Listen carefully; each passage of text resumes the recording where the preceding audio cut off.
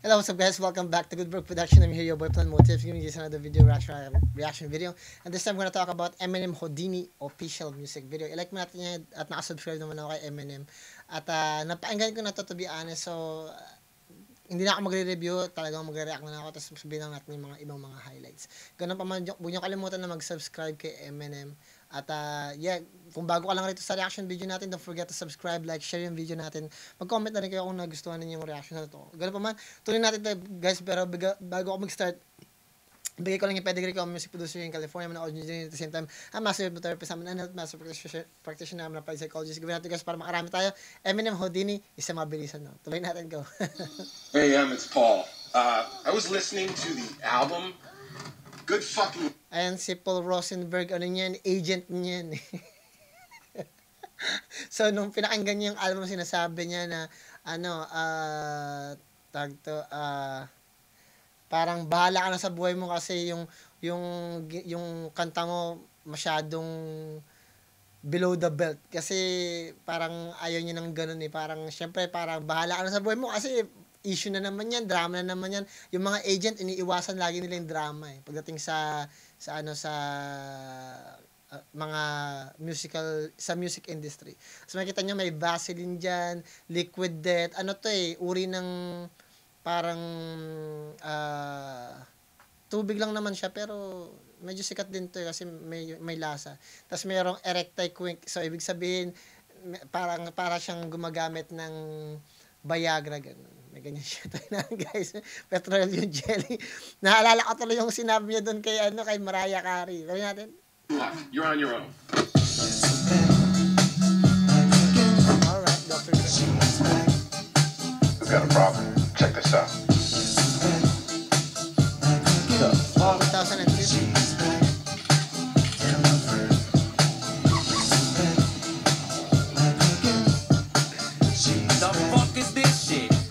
So pumunta si Eminem, nakita niya, pumunta sa future yung dating Eminem kasi 2002 Eminem yan. Tapos nung nakita niya yung mga tao na nagse-selfie stick na, may mga gadget na, mayroon ng vision, may goggle vision na rin. Parang basta marami nang nangyari, masyado ng advance yung technology. So sinasabi ni Shady, ano nangyari dito sa panahon ngayon? Parang ganun. Tuloy natin. Get your ass down here. Bumalik ka na, Eminem. So, ang ginawa, yung futuristic na Eminem sa panahon ngayon, tapos yung makalumang Eminem, parang finag-fuse nila. Parang tinawagan ni Dr. Dre si Eminem na, Eminem, pumunta ka rito, merong nag-time travel, si Slim Shady, parang gano'n. Tapos nagulat lahat na, may bumabalik, sino kaya yun? Parang gano'n. Guess who's back? Guess who's back? Guess who's back? Guess who's back?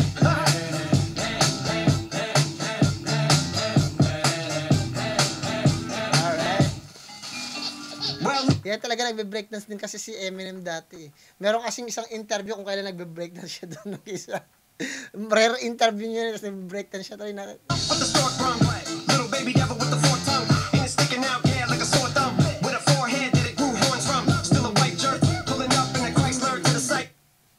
It's so in-explain siya kung sino yung batang yun, tapos sinasabi ni Eminem si Slim Shady yung tinutukoy niya na baby na nagkaroon ng horn. Tapos ngayon sinabi naman ni Shady na parang yeah, I'm still a white jerk, ganun, parang jerk pa rin ako, baga bully pa rin, mahilig pa rin pumansin, mahilig pa rin mang-asar, ganun. Si Slim Shady kasi siya yung alter ego na talagang walang habas niyang magsalita o talaga. Kumbaga siya yung nagsasabi, basta mahilig siyang mang-asar. Siya yung unstoppable, yung vocalized na version ni Eminem. Si Eminem kasi pili lang yung pwede niyang sabihin eh. Pero si Slim Shady wala siyang pakialam. Yan. Parang basta ibang siya eh. Kumbaga siya yung tipo ng tao na talagang pwede niyang sabihin kahit anong gusto niya. May freedom siya. Yan. Nandun si Easy Mill, oh. Easy Mill.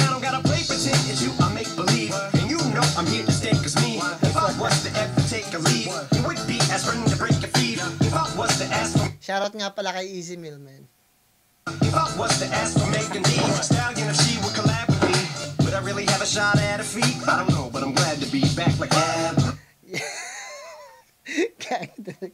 Kasi visualize doon ni ni Eminem, meron ba talaga akong shot sa feet, parang gusto niya magkaroon kung meron ba talagang siyang basta guess niyo na yun guys, tuloy natin. Shoutout kay Dr. Dre. Iconic na Robert Ray. I'm about to reach in my back, bro. Kaya na. Just like that, and I'm back, bro.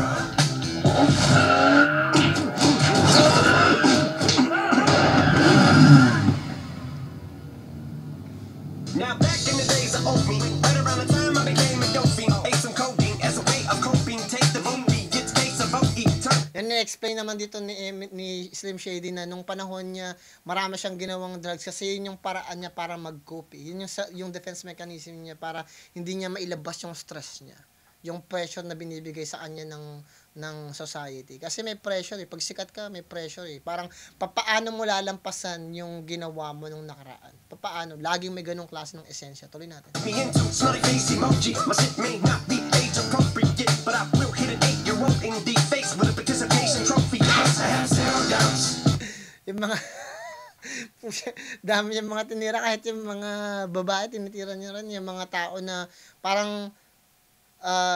parang binibigyan na lang ng kahit sino yung mga tao na mga bata, mga babae, mga hindi naman karapat dapat bigyan ng trophy o recognition, binibigay na lang kung kani-kanino.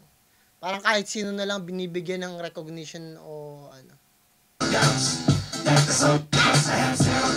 Ayun, With a participate, I will hit an 8-year-old in the face with a participation trophy. Yes, I have zero doubts that this whole world's about to turn into some Girl Scouts. That censorship goes out. Shit, man. That Censorship Bureau's out, man. Ang laki ng mga binibigay dito ni Eminem, eh. Ang laki ng binigay dito ni Eminem kasi may mga tao kasi na mga grupo, organization. Maraming mga organization dito guys na hindi naman parte ng government. Pero parang lagi silang may control sa kung ano yung dapat sabihin ng social media. Ang tawag doon, bureaucracy. Yung tipo ng mga organisasyon o partido, group, alam nyo na yun. For example, LGBTQ organization, BLM, at kung ano-anong mga klase ng mga organization para lang binibigyan sila ng kung ano-ano pang mga ideolohiya, binibigyan sila ng recognition, tapos binibigyan natin sila ng power. Yung mismong society na bibigay ng power dito sa mga imaginary na organization para i-shutdown yung mga tao na merong freedom of speech na kung saan nagsasabi sila ng mga tama. Dito sinasabi naman ni Slim Shady, yung parang sinashutdown nyo ako kasi nagsasabi ako ng mga bagay na hindi politically correct. Yun. Kasi meron kasi yung mga political correct na parang eto yung sinasabi ng politician o ng society, kailangan umadapt ka. Bakit naman ako a-adapt sa inyo? Parang ganun yung sinasabi ni Slim Shady dahil we have a freedom of expression, we have a freedom of speech. Pero okay lang magkaroon ng freedom of speech, pero alam naman kasi ni Slim Shady kung ano yung limit ng kanyang freedom of speech. At saka wala naman siyang tinatapakan kundi na dun siya sa kritisismo na yun. At yung kritisismo, ayaw yun ng mga organisasyon na hindi naman parte talaga ng government. Kung mali talaga at may ginagawang krimen si Eminem, ba't di siya hulihin sa sinasabi niya? Hulihin siya o gawin siyang criminal, pero hindi, 'di ba? Kasi wala naman siyang ginagawang krimen. He has the right sa freedom of speech. Pero itong mga cancel culture na to, 'di ba? Yun yung sinasabi dito ni Slim Shady. Tuloy natin. Tapos ginagamit yung mga bata, babae, mga babae nagkakaroon sila ng parang feminine organization. So, dito kasi sa Amerika, guys, wala yung gera sa labas eh.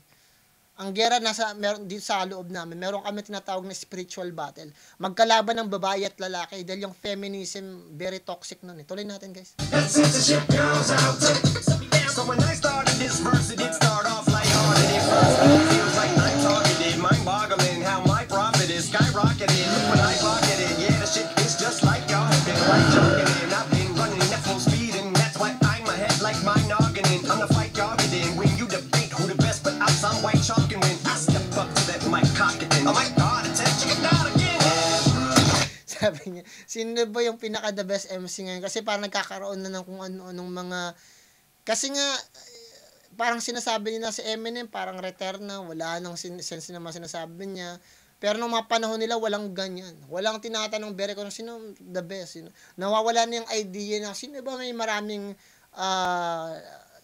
nabiling albums, sales. Sino ba maraming, parang panahon ngayon, parang hindi na alam kung sino talaga. Ano ba talaga yung measurement ng pinakamagaling na MC. Yun yung sinasabi nila dito.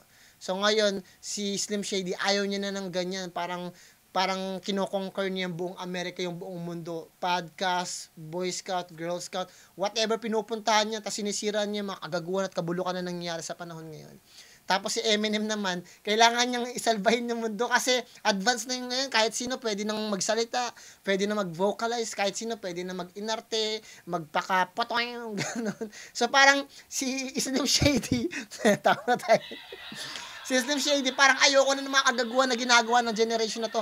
It must be stopped. Kailangan nang tigilan niya, wasakin yung idea na nangyayari sa panahon ngayon. Pero si Eminem hindi. So, dumating si Dr. Dre, yung konsepto ng story, si Dr. Dre at saka si Eminem, parang kailangan nilang pigilan si Slim Shady dahil meron siyang ginagawa, you know, meron siyang tawag dito, he has masamang balak o plano. So, parang gusto ni Eminem na tigilan natin yan, nananahimik na yung mundo to. Kailangan natin mapigilan si Slim Shady. Kaya pumupunta si Slim Shady sa podcast. Kaya saan sinisira niya nga eh. Kasi hindi niya gusto yung nangyari o pinuntahan ng bagong henerasyon. Ayaw niya ng henerasyon na to.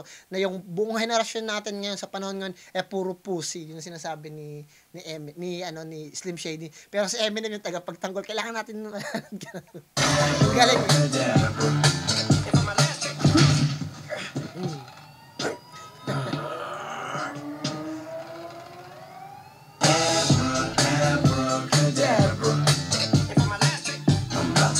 In my background, abracadabra. If I'm elastic, poof, just like that in my background. The old me is about to fucking ruin everything. Ayun, sabi niya, yung old me ruin everything. Kasi yung old me niya, yung si Slim Shady, ayaw niya ng henerasyon na to. So ngayon, naabutan na siya ni Eminem para pigilan siya sa balak niya. So ngayon, mag-aaway sila. Abracadabra. About to reach in my background. Abracadabra. If I'm elastic, poof, just like that in the background. Break it down. Sometimes I wonder what the old me say. Right. Cause he can see the way shit is today. He probably say that everything is gay. What's my name? What's my name?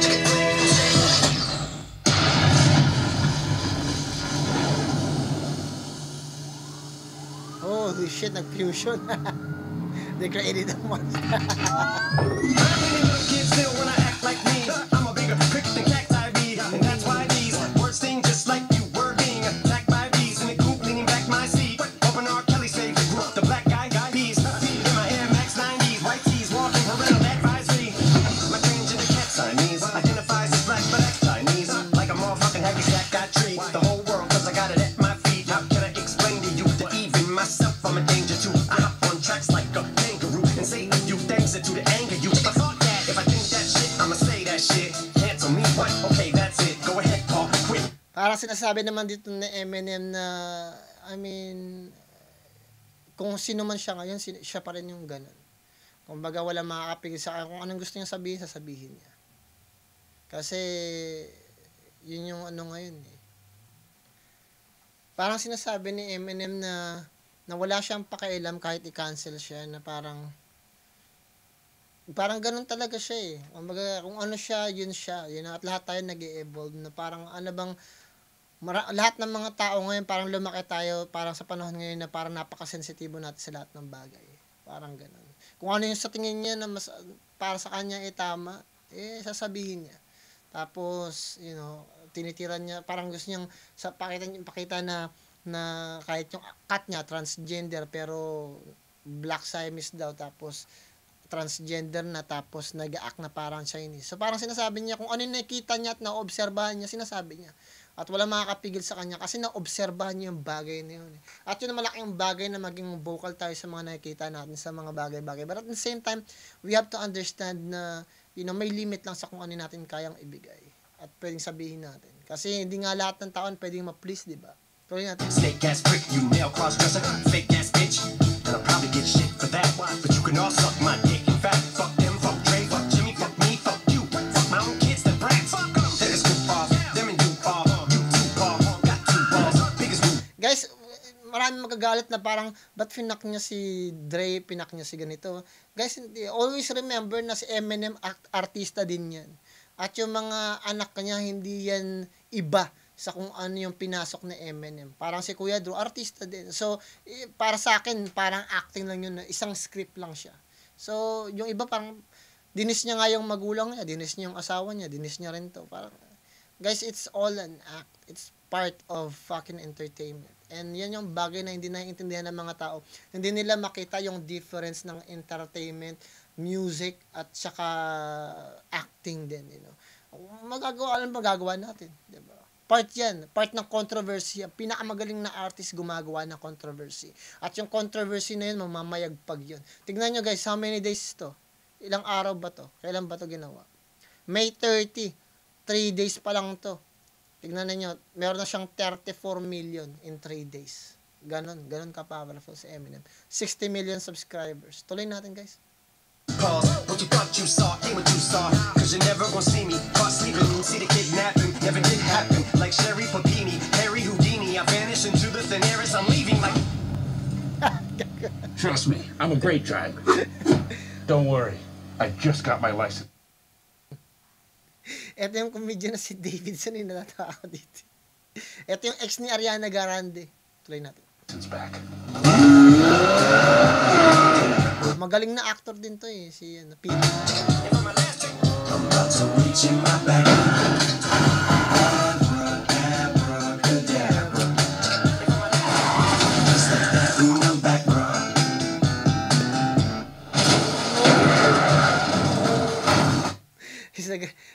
Isipin nyo yun, he's a great driver, tapos ang dami niyang binabangga. So, napakahusay. Makikita ninyo lahat ng elemento nandito, ginawa ni Eminem. So, maganda yung video, well-packed, you know. Maganda yung storyline, storytelling ng video niya. May multis, may metaphor, may simile, may struktura ng daluyan, mayroon controversy, very artistic yung pagkaagawa. Comedy pa. At welcome back, you know, kay Slim Shady. Ganun pa man guys, kung nagustuhan niyo, bibigyan ko to ng 10 kasi napakahusay ng pagkakagawa. Very entertaining. Ganun talaga, Eminem is Eminem. And isang ganun lang, diba? Naalala ninyo, merong mumble rap before. Tapos yung mumble rap biglang nawala nung lumabas yung Kamikaze. Kasi pinakita doon na dinis ni Eminem yung mga style na lumabas. Raindrops, pop top, dinis niya lahat ng mga lumabas kasi pinakita doon na ganito na ba yung style ng rap sa panahon ngayon. Yung paglabas ng Kamikaze, yun yung nagpatigil ng mumble rap. Kasi 'di ba?